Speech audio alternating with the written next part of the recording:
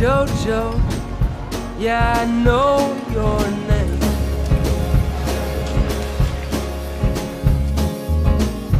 Thought I saw you jump a Utah train, but I could not say.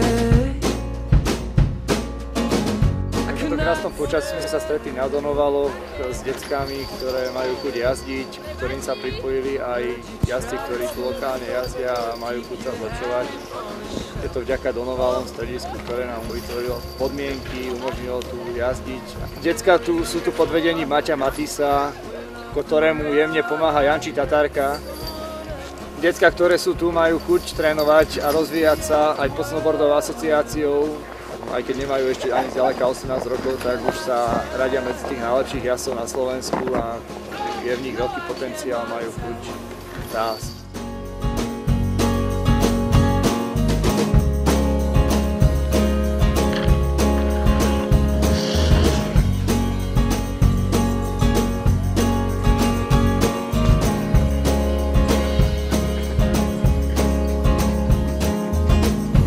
Hey Jojo, don't you forget your name. They might try to keep you from the man. Toto sústredenie vlastne trvalo asi 4 dní a snažili sme sa viac menej sledovať deti ako jazdia a rozdeliť si ich do nejakých, ani nie skupín, ale viac menej zistiť, čo dokážu, či niekomu sa viac páčia skoky alebo rejdy. A skúšali sme aj nejaké nové veci, backprashanú, nejaké backflipy, alebo backrolly, alebo rodea. Proste také netradičné veci, takže sa teším na ďalšie sústredenie, ktoré bude.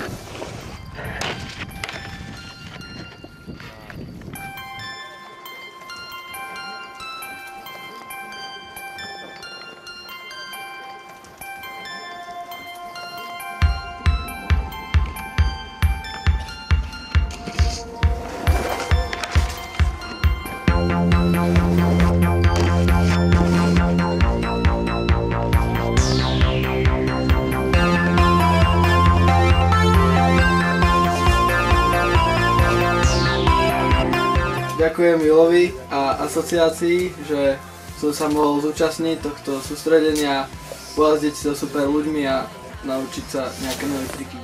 Malo to takú pohodovú atmosféru, prebiehalo to tak voľne a bolo super. Hecovali sme sa do nových trikov.